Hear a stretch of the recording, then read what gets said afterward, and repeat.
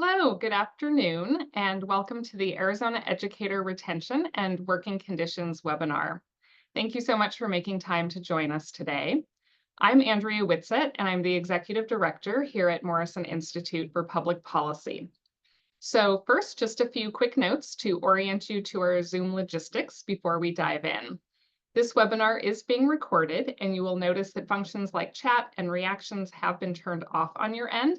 We kindly request that you use the Q&A function to submit questions, and we will save time to address as many of those as possible at the end. You will also have the option you can enable closed captioning on your screen using the Zoom controls. Next, for those of you who aren't familiar with Morrison Institute, let me share just a little bit about us. We are a nonpartisan applied policy research institute, and we have been proudly serving Arizona for 42 years.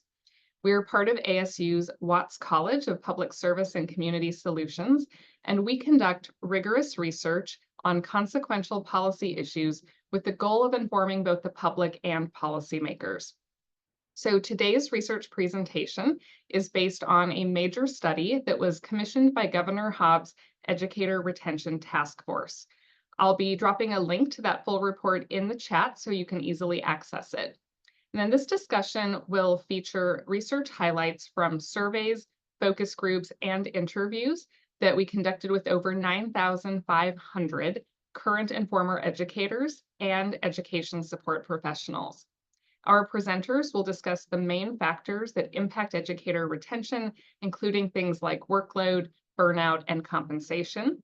And they will also present educator-generated solutions for building a supportive and sustainable workforce in Arizona schools. Our first presenter today will be Alison Cook-Davis.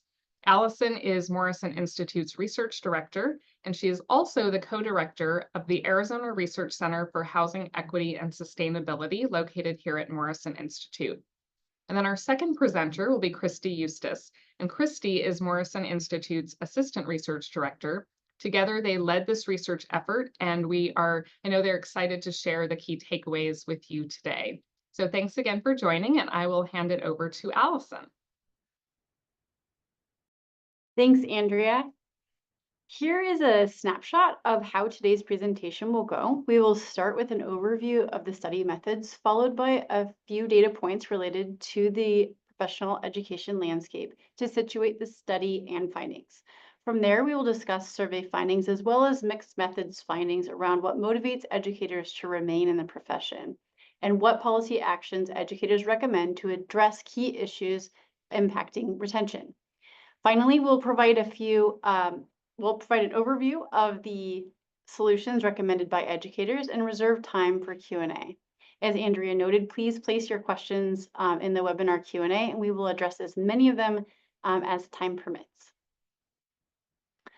To contextualize and set the stage for our study, we first investigated the current trends in educator retention nationally and in Arizona. As of 2022, national rates for educator turnover were at 10%, a value 4% higher than pre-pandemic levels. In Arizona, there are similar concerning trends. For example, during the 23-24 school year, 83% of educator positions either remained unfilled or filled by teachers who do not meet the state certification standards. With regard to pay, for the 21-22 school year, Arizona ranked third to the last in the nation, with an average teacher salary of less than $55,000, a value 13% below the national average at that time. Together, this data illustrates that ahead of the study, there were substantial concerns with the landscape of education as a profession in our state that were already evident.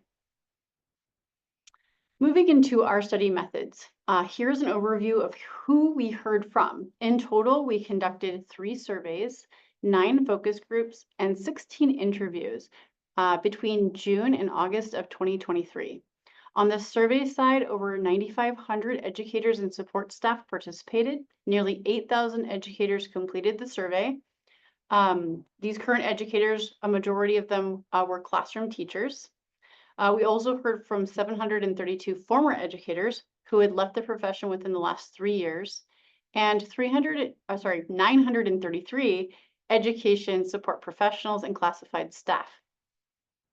Like the current educator sample, most former educators were also classroom teachers. The majority of education support professionals were school counselors, paraeducators, and other staff. Most survey participants reported being in district schools and in urban areas, and a majority came from Title I schools across all 3 survey samples. One notable characteristic of former educators is that 69% had been in the profession for more than 10 years prior to leaving. So this was a highly experienced group. On the qualitative side, we conducted 9 focus groups with 50 current educators. A majority were teaching in district schools in Maricopa and Pima counties, but the sample also included representation from across the state. Focus group participants primarily reported teaching in urban areas, but were fairly experienced in terms of how long they had been educators. Finally, we conducted 16 interviews with former educators who had left the profession within the last 3 years. Again, most came from district schools. However, there were more of a balance between urban and rural schools, and the years of experience among former educators who were interviewed. Now I'm going to hand it over to Kristi to discuss the survey findings. Thanks, Alison. So the next handful of slides are going to provide an overview of the findings that illuminate the current educator landscape and how educators and education support staff, or ESPs, are feeling about education as a profession. So we asked current educators to identify all of the support staff that are available to them at their schools. Responses ranged from 0 all the way to educators selecting all 12 options that are seen on this slide. This suggests that for some educators, they either skipped the question or have none of these support staff available to them. And then conversely, there are also some educators with a wealth of professionals to support them and their students. Most commonly, educators reported having special education teachers, counselors, and librarians or media specialists. And on the other end, less than half of educators indicated access to social workers, parent community liaisons, and Title I specialists. We also asked current educators if they had extra paid responsibilities within their districts, of which a majority said yes. We asked them if they had an additional job outside of their school or district, of which nearly a third said yes. And then finally, you'll see here that roughly 1 in 5 teachers reported having both additional paid responsibilities and an external job. These findings, I think, really illustrate just how many educators are working above and beyond their full-time role as an educator. So to gauge how current educators were feeling about the education profession, we asked, would they recommend becoming an educator to others? 2/3 said that they would not. It really seems that there's kind of been a shift in public opinion about education as a profession. I think at one point in time, we really revered and respected teachers as professionals. In fact, earlier this year, there was a publication released from Brown University that cited perceptions of teacher prestige at, quote, lowest levels recorded over the last half century. And we're seeing that reflected here in this data as well. We also asked current educators if they had considered leaving the profession within the last year. So at this time, it was the start of the 2023-2024 school year. Perhaps even more concerning than the fact that most educators wouldn't recommend the profession to others is the finding that 69% of current educators we spoke to said they have considered leaving. A quick note that later on in the presentation, I'm going to refer to educators who have not considered leaving as satisfied educators, just for ease. And then those who have considered leaving the profession as unsatisfied educators. So just keeping that in mind. And we're going to kind of highlight some findings throughout when we have found differences between these groups. So we asked our group of unsatisfied educators how likely they actually are to leave the profession in the next 1 to 2 years. As you can see here, just over half said that they are somewhat to very likely to leave, with the most common response being somewhat likely. On the other hand, we did see a silver lining when we asked our ESPs the same question about their intention to leave. Converse to classroom educators, a majority of ESPs were not likely to leave the profession. And in fact, the most frequent response to the question was very unlikely, with a quarter of the sample selecting this response option.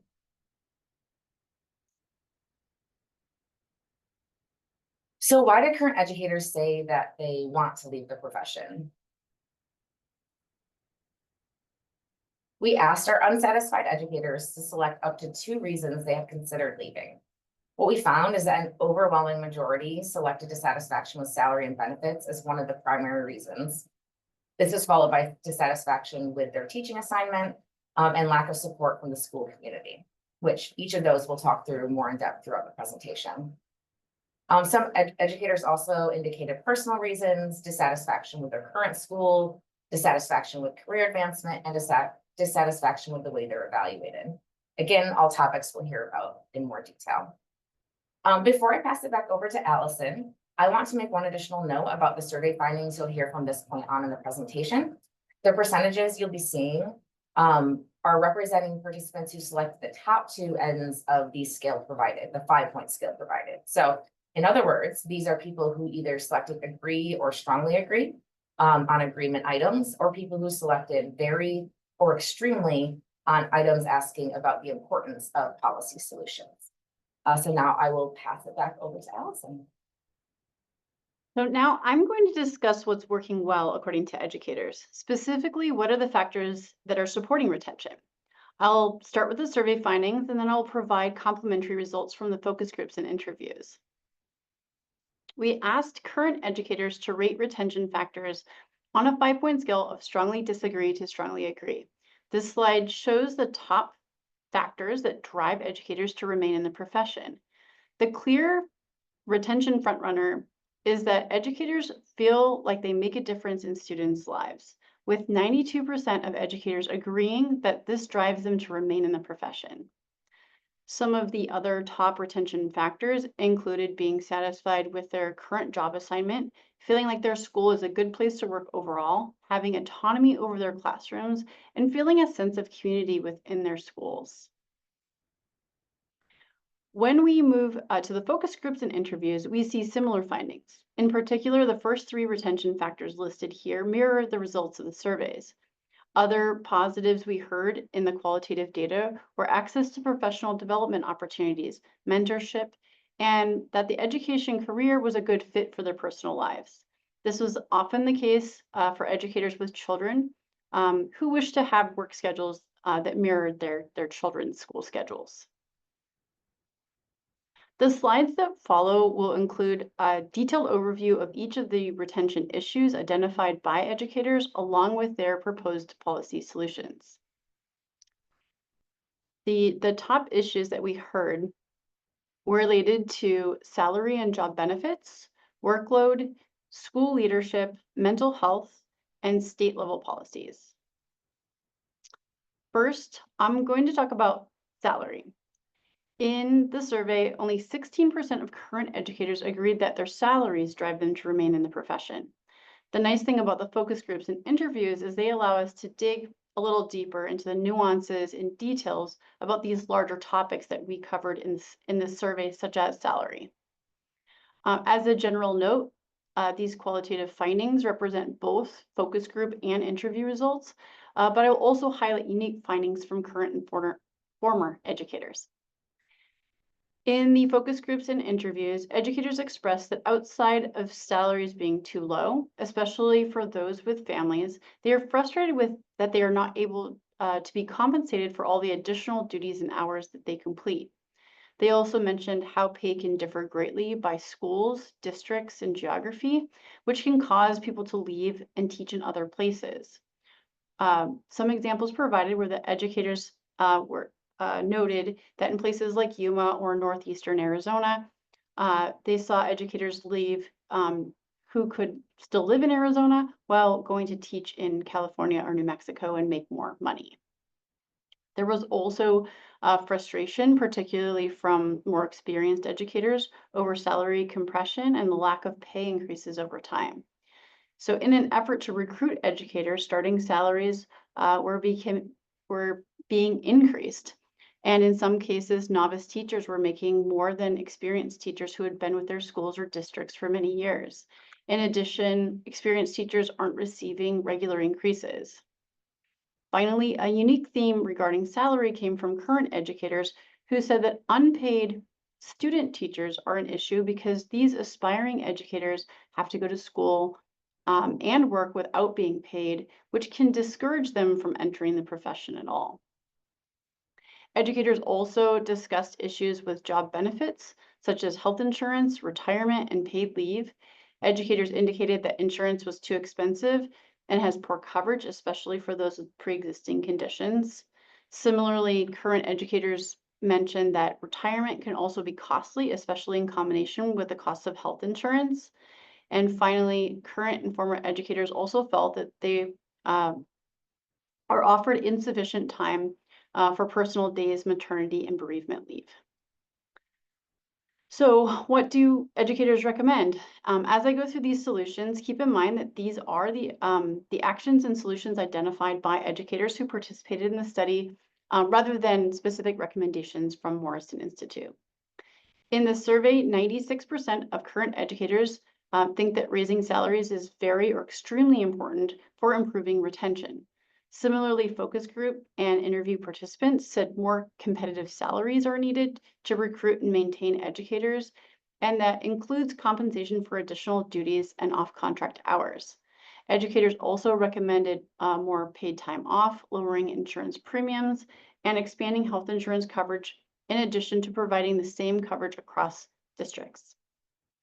Unique solutions from current educators included implementing statewide salary schedules to eliminate discrepancies in pay by schools, districts, and geography, increasing pay for those with more experience or education, compensating student teachers, and providing more robust retirement packages. The next issue I will discuss is workload. In the survey, only 33% of current educators said that a satisfactory workload drives them to remain in the profession. And overall, the most concise way to summarize the feelings of current and former educators is there's too much to do and not enough time to do it in. Some educators said that this causes them to feel like they cannot be a good teacher to their students because there's not enough prep time and they're drained from their other requirements. Educators also expressed an unspoken expectation to do these additional things and to work after contract hours to get it done. As this quote demonstrates, it's sort of an industry norm that teachers go above and beyond. Educators also said there was not enough support staff to help accomplish all the things expected of them. A few current educators explained how sometimes support staff can actually be unhelpful when they are available. For example, support staff may put the request back on the educator to solve and inevitably creating more work for them. Finally, one former educator reported that being asked to write lesson plans for every day of the year before maternity leave signaled workload issues in preparation for time off. In terms of solutions to workload challenges, 78% of current educators in the survey felt that reducing workload is important for improving retention. Educators in the focus groups and interviews said that having more educators and support staff would help alleviate the amount of work that needs to be done. They also discussed having more built-in contract hours for planning, preparation, and professional tasks.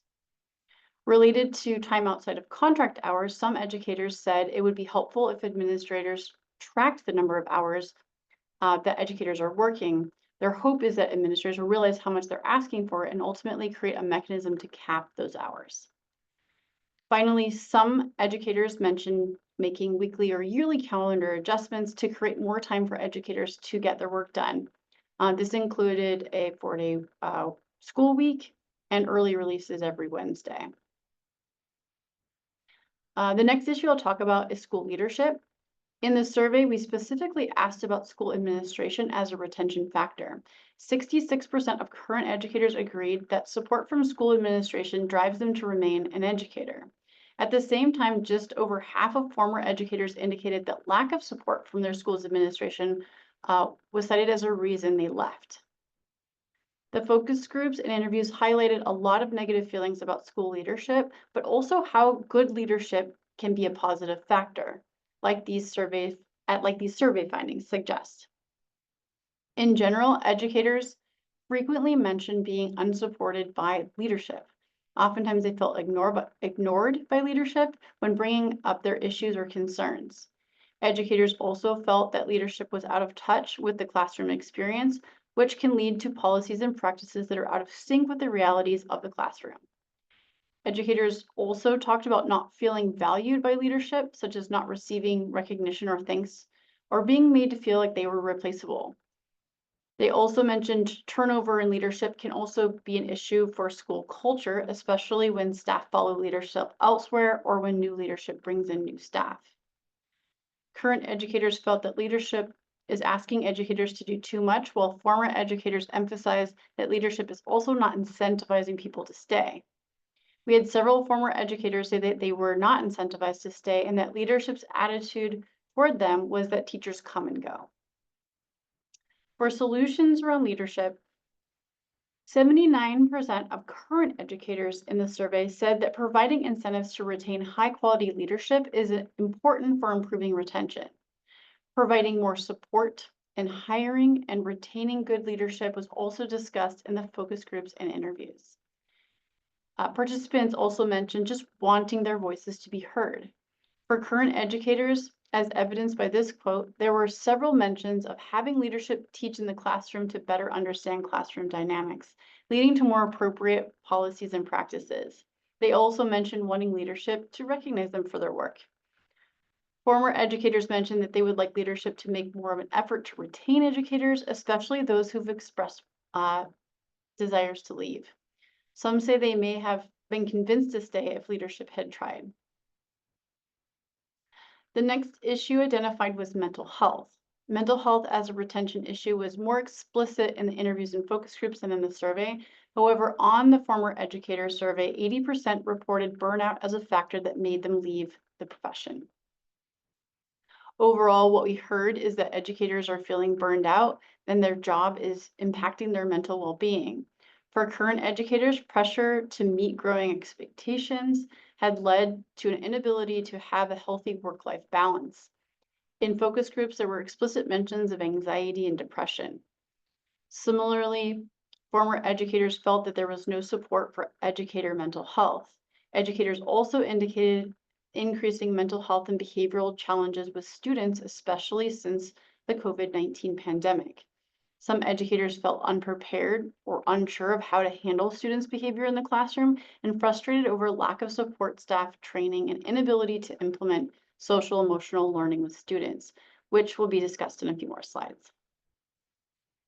For solutions, nearly 75% of current and former educators, as well as education support staff, said that providing mental health support for educators and students is important for educator retention. Overall, the takeaway is to prioritize educator mental health and ensure that educators can have a healthy work-life balance. Like this quote suggests, it can be as straightforward as just checking in on people to make sure they're doing okay. The final issue I'm going to discuss is around state level policies. In the survey, only 7% of current educators agreed that feeling supported by state level policies drives them to remain in the profession. And 70% of former educators said that they left the profession because they felt micromanaged by state level policies. The focus groups and interviews allowed us to hear about which specific policies educators were unhappy with. Many educators mentioned the lack of funding for education and how that impacts their day-to-day in the classroom via challenges with staffing, inadequate salaries, and not enough classroom resources. There are general feelings that the state government is not supportive of education and the state is enacting policies that are just not good for students. This includes policies such as English-only instruction and not being able to implement social emotional learning. Several educators also expressed frustration with the voucher system. Current educators also expressed feeling scared or threatened by policies. This was in relation to worrying about saying or doing the wrong thing in the classroom and being reported to a hotline which could result in a fine. Educators also discussed the politicization of education and how this has led to increased instances of anger from parents at school board meetings about curricula not actually being taught in the classrooms, as well as general shifts in perceptions that teachers are lazy or trying to indoctrinate children. This in turn then changes how parents interact with educators and results in parents who are empowered to make demands of educators or control what they do in their classroom, as evidenced by actions like challenging what books teachers are using. Solutions around education policy are pretty straightforward with the issues that we identified. Educators see a need for increased and equitable funding, creating evidence-based policies that are best for children, changing the voucher system, and increasing government support. These were consistent across all of our samples groups. Now I will pass it back to Kristi to discuss the remaining retention issues and solutions from educators. Thanks, Alison. So additional themes that arose out of thematic coding were career factors, resource gaps, professionalization, and respect. We heard about a multitude of issues that fell into the constellation of career factors, such as a lack of training or mentorship, a lack of meaningful professional development, that is professional development relevant to their content area, a lack of opportunities for career advancement, and dissatisfaction with their career as an educator. Current educators felt that there were a lack of opportunities for professional development, and some described the opportunities that were available as either, quote, unfulfilling or, quote, a waste of time. Survey findings align with this sentiment while also providing some nuance, suggesting that, similar to leadership, professional development opportunities can be a positive retention factor.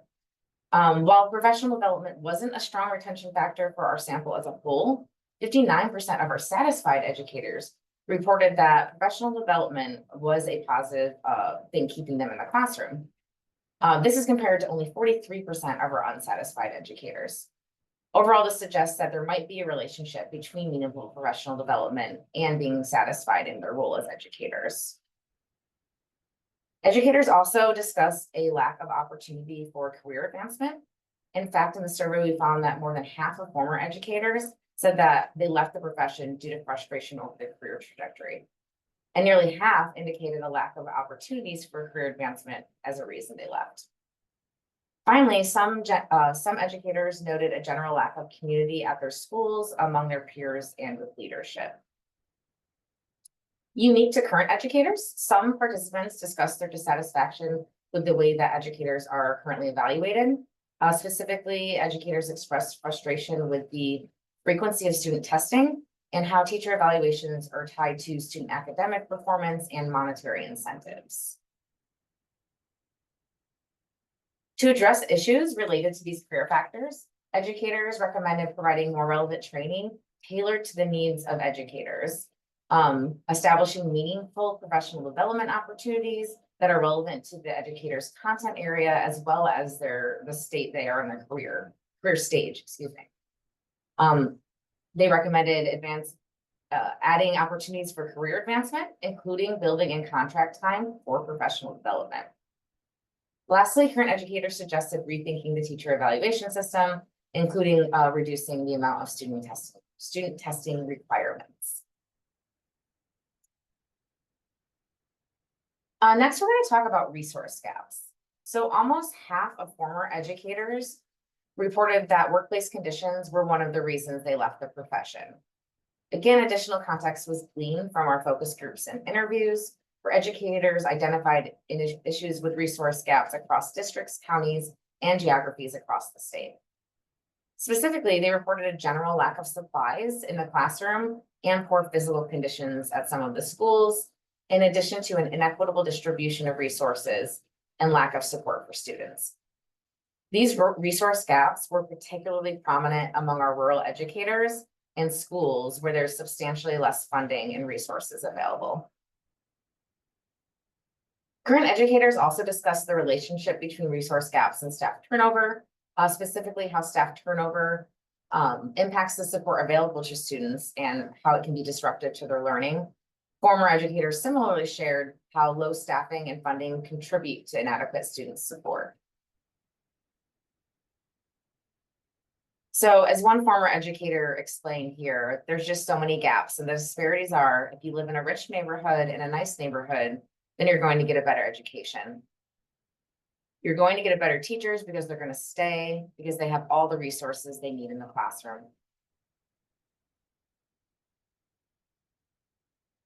So to address issues with resource gaps, educators recommended improving the depreciating buildings and facilities, equitably distributing funding and resources across the state, providing or retaining more support staff, and increasing investments in our rural schools.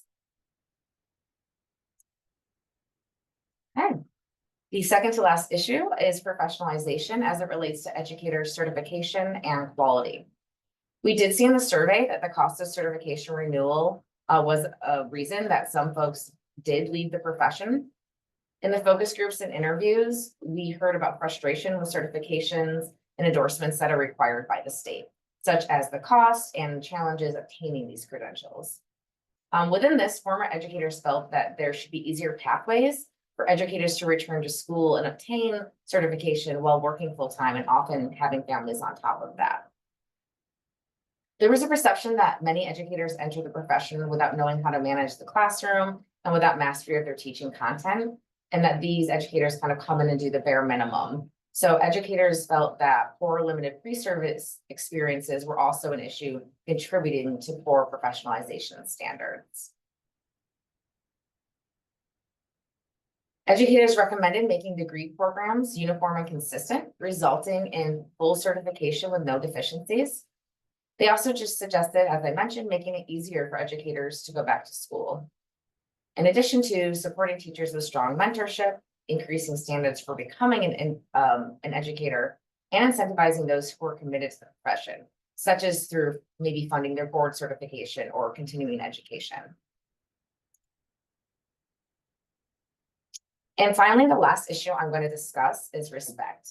And it really feels fitting to end with respect because ultimately, many of the issues we discussed today really boil down to this. We saw that 69% of former educators indicated that a lack of respect was the reason they left the profession. Again, we did see a silver lining with our ESP sample, where 58% indicated feeling respected in their position. That's compared to only 38% of our educator sample. We also saw that 60% of our satisfied educators rated respect as a positive retention factor, compared to only 29% of our unsatisfied educators. Overall, the sentiment is that educators don't feel respected by parents, the community, or society at large. Similarly, there's a sentiment that poor funding and low salaries reflects the low value that the state places on education. At the end of the day, educators want to be treated with respect and as the experts and professionals that they are. To address issues with respect, educators feel that there needs to be intentional effort to identify ways to increase respect for the profession across all levels. So I know that was a lot of information. I hope you'll take the opportunity to read through the full report and hear all of the perspectives and experiences that we got from our sample of educators and support staff. Since it was so much information to take in, I just wanted to take a final moment at the end here to pause and reflect on the solutions that really kept rising to the top across data sources. So these include increasing teacher pay as well as improving benefits, reducing workload, retaining strong leadership, prioritizing mental health. And a key one, I think, is including educators in the decision-making process for policies and procedures that impact them and their classrooms. I wanted to acknowledge our small but mighty team at Morrison that contributed to this study. And finally, we'd love to discuss any questions that you have about the presentation or report. Thank you.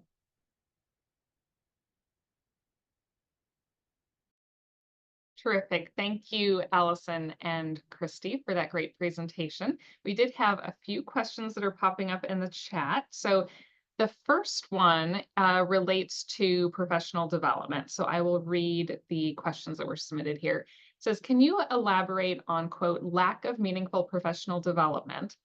Did teachers make specific comments or recommendations about this with examples? And they also wrote, in other words, what is being offered now in terms of professional development and what would educators like to see offered?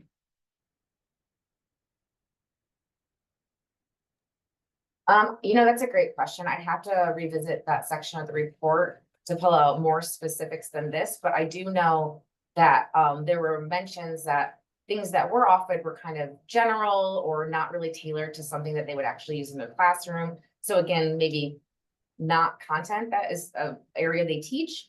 Also, we heard them say that there was professional development just not relevant to their stage of their career. So maybe getting more novice trainings when they've been an educator for quite some time. And there may be some other tidbits in that section of the report as well.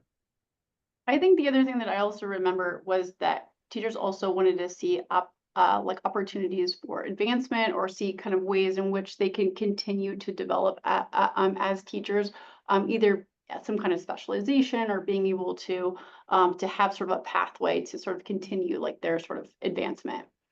So that was another thing that I remember from that. So yeah. Thank you. We have another question. This one says, Alison, what would you say the governor or state leaders need to tackle in the upcoming legislative session to help teachers stay in schools?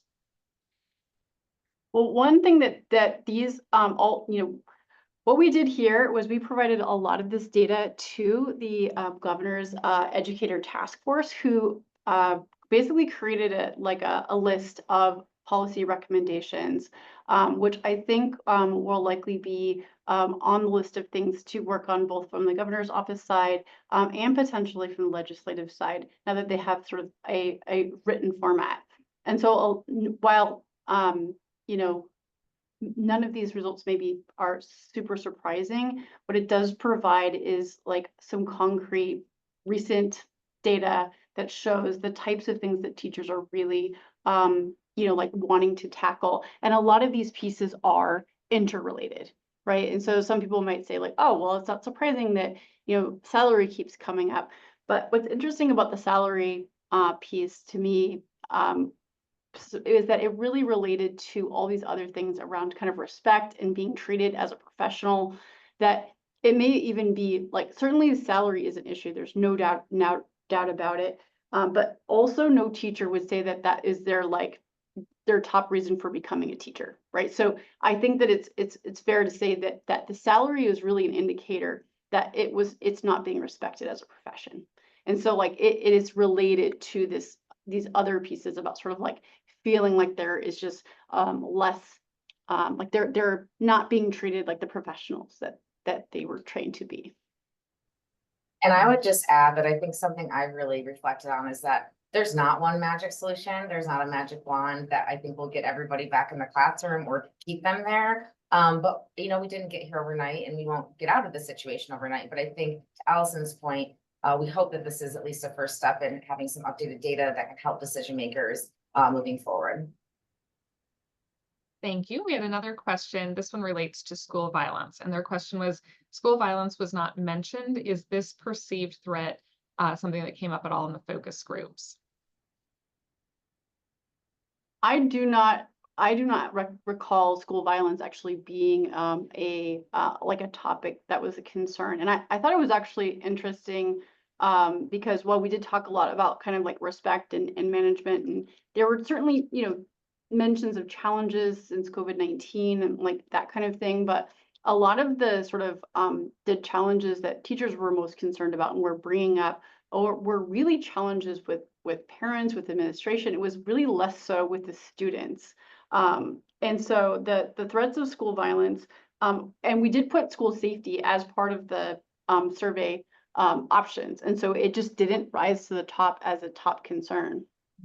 I will say that as part of the kind of summary of solutions, when we were only looking at the constellation of survey findings, it was something I think that appeared, there was like 3/4 or more of former and current educators. I was trying to pull up the report so I could reference the exact number. It was something that we heard as a solution, but it really wasn't a main focus or like a main, like Alison said, or an issue that really rose to the top as needing to urgently be addressed. Mm-hmm. And then another question, Is there anything that you saw as a major difference between responses from educators versus support staff that you would call attention to? Yeah, I mean, I think some of the things I mentioned, there's something going on where they are not as feeling like they want to leave as much as educators. They're feeling, respect is more of a positive retention factor for them. And so I think that is where the future, I think that would be a great area for future research. To be able to, we weren't able to do focus groups or interviews with support staff. But to talk about like, what's the magic sauce, right? What's working for you? What's keeping you satisfied and happy in your roles? And so I do see that as a big difference between what we found from our educators and our support staff. Thank you. So another question, and I don't know if we had detail on this from the respondents, but they're asking what in particular about student behavior challenges or parent interactions were challenging? I can remember one example, like I believe it was like from a focus group, current teacher, who talked about having like to explain to teachers about like sort of like their like if a student is sort of like not getting the sort of grade that they want or whatever, that the parents would try to step in, and while they would try to like work with them and try to explain how they're addressing the the sort of like learning objectives for the student or whatever, that sometimes the parents would just like step in, and then administration would side with the parents, and so the teachers would feel like they don't really have the like autonomy to basically be able to sort of manage their own sort of classroom and so forth. And so really understanding that like sort of parents are important, they're a very important stakeholder, but also sort of having this sort of recognition that like these teachers really care about these students. They were like they're a little bit heartbroken that they don't have more time to prepare and put all of their effort just into the classroom, because they are being kind of pulled away in all these other situations. But I feel like that was one of the examples. I don't know, Kristi, if you have another example of sort of the kind of conflict that teachers were experiencing. Yeah, I mean, we've heard about it in the slides around politicization of education. And that's really what I remember most, is that there's almost a sense of parents being a little bit more emboldened now, and maybe a misperception about what is and isn't happening in the classroom. For instance, educators saying that they would get angry calls or emails or confrontations from parents about curricula that weren't even being taught, right? And so it's kind of the rhetoric and the politicization and things that parents are hearing, making them angry, and then actually feeling emboldened to and not as to, I guess, approach teachers about it and be angry about it. That's what I heard. It wasn't just that they were they had an issue, is that there was kind of a lot of anger, and that was something that I think is a little bit unique. And then we are almost at time, so why don't we close with this final question? Was there anything that was like the big surprise for you finding, or a big kind of aha takeaway that you would want to close with? I think, go ahead, Alison. All right, I'll start with, I think that, when we were sort of approached to do this research, it was a pretty rapid turnaround. And like being able to do this research in the summer, I was not at all convinced that we would be able to sort of get the level of interest and engagement that we did. So I was very, very happy that we were able to engage over 9,500, teachers and support staff, and that we were able to do this data collection in a matter of about 3 months. And a lot of this was the help, from the educator task force, and also the Arizona Education Association, was, so having these sort of partnerships was very, very helpful to sort of get the word out and get people. But I think it also just reflected how important these questions and these topics are to the individuals in the profession. Yeah, I'd also say, I thought it was really interesting because we've heard about a lot of issues, and while students came up and student behavior was a topic that came up, really it related more to teachers being frustrated or exhausted because they don't have the support that they need to to help their students and or assist their students who are kind of at these increased levels and needing additional support. And so it's interesting to me that a lot of the issues and challenges were really related to the adults in the room, if you will, you know, the decision makers. And again, it just reemphasizes how passionate these educators are about their students. And I think the one thing I will end with is that ultimately, at the end of the day, they want to have a seat at the table. They are the experts of their profession, and they want to have a say in the decisions and policies that are created that impact them and their students, so that they can continue to have these positive impacts, which is the reason that they're staying in the field. Terrific. Well, thank you both so much. And I did want to mention, because one of the questions that came in the chat was related to whether the recording would be shared on our website. So in case people didn't see my answer where I typed it, yes, we are going to be posting this to the Morrison Institute website. That probably won't occur till after the holidays, but we can push it back out to the attendees of today's event if you want to share it or revisit it. And again, the chat had the link to the full study. And so thank you so much for joining us, and we hope you found this useful. Thank you.